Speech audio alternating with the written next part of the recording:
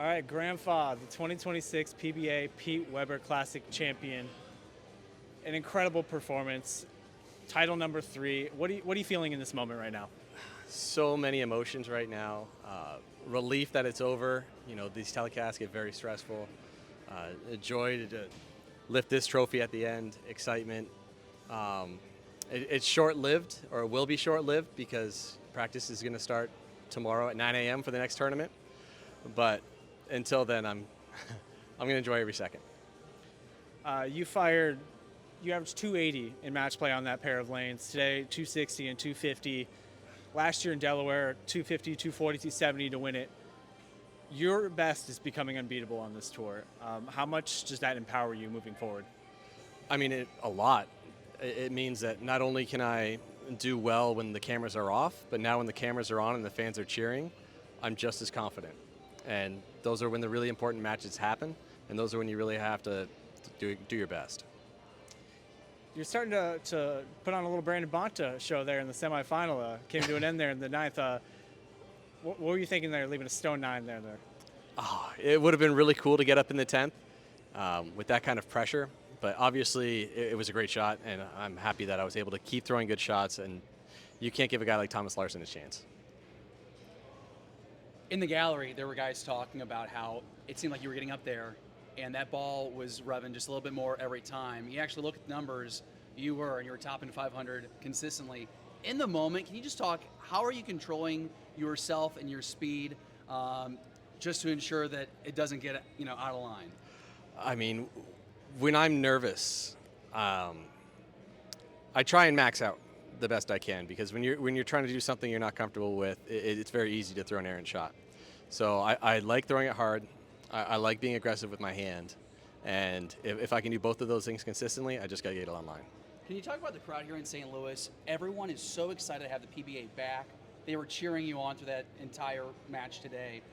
What has been your experience with St. Louis bowling fans? Oh, they're incredible. I mean, not only do they cheer, they're so loud and they're so passionate about the sport, but there's so many legends around the area that give back, and it's almost like they're just one of the guys. When it comes to the fans, like, they don't get any louder. They always show up for tournaments. Like, the fields are massive when they're in the area, so the love of bowling is definitely not short in St. Louis. What is it like from your perspective to see fans and how they support Pete, seeing him out here and the way he interacts with the crowd? I mean, do you see that kind of relationship every stop you go? No, definitely not. I mean, we don't have that many legends like Pete. So to see him still getting his roses at this point in his life, it's just incredible. It just shows how much they care. They know how much Pete bled bowling in St. Louis, and they continue to give it back to him every chance they can. Last question for you, Graham. Really do appreciate your time. A lot went well for you this week.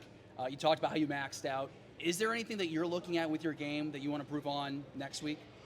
I mean, next week is going to exploit every weakness every bowler has. It's normally the hardest competition in bowling, and you have to be completely sharp in almost every asset of your game if you want to have success. Congratulations. Thank you. Graham, you spoke about legends. The 3 winners of the Pete Weber Classic in the last 3 years have been Anthony Simonson, E.J. Tackett, and Graham Fach. How cool is it to be on part of that list? I mean, those two guys are just, there is no shortage of talent in those two names. They're obviously incredible, and we're in an era of the greats, and those two are certainly great. And to have my name associated with theirs means I must be doing something right. We talked last year in Delaware, and just the overwhelming sense of relief you had after 9 years between titles. Now here we are, a little over 12 months in between titles. How much longer are we going to have to wait for the next one?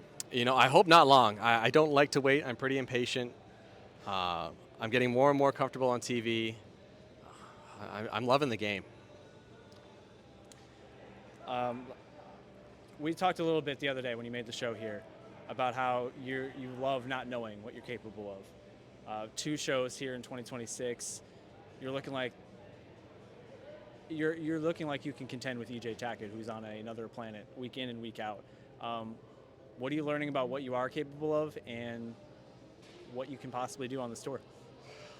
I'm learning that with the commitment and belief that I have in myself at my best, that I'm better than I thought I could have been.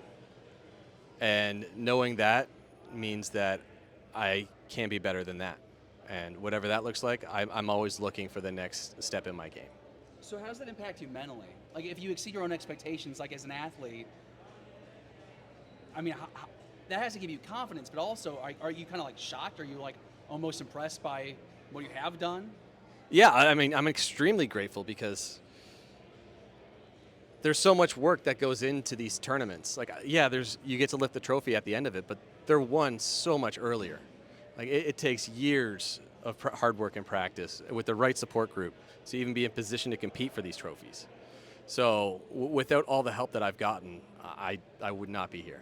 Can I ask one more follow-up, if you don't mind? Of course. Can you explain that sacrifice and the cost to get to this point where you're winning? Because I don't know if the general public, the general fandom really understands the sacrifices that you make to go week to week on the road to compete, to try and get to that TV show and ultimately, like this weekend, host the trophy. I mean, not only is it hard to be away from family before I had a wife and kids, but now it's these faces that, you're so attached to, that rely on you. And, FaceTime can only go so far. And to sacrifice my time as a father and a husband to do what I love and they are letting me do it. So that kind of support is needed to be out here and be successful.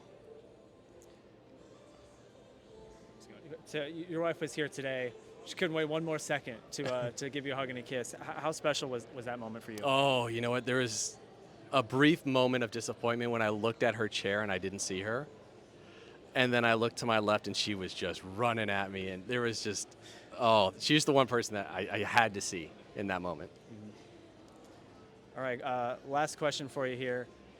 A little over 10 years ago, some kid from this area, bowling for Lindenwood University, beat you guys for the college bowling national title, and Kyle Sherman. And today he's calling you winning a PBA Tour title. How kind of crazy is that full circle moment? Oh my gosh. I love the impact bowling has at all age levels. So bowling collegiately definitely helped form my professional career. It helped me see where I stacked up against the other bowlers. Because before college, I was really just a good bowler from Canada, and there's no collegiate programs in Canada, so you don't know how to compete. So if you want to from Canada, you have to go to the U.S. and compete collegiately. And there's so much talent when I was in college that are still out here, that are still winning titles, that are calling broadcasts, still competing. Yeah, it just goes to show you that you never know how life's going to turn out. Grandpa, 3-time PBA Tour champion. We'll see you at the U.S. Open. Thank you, guys.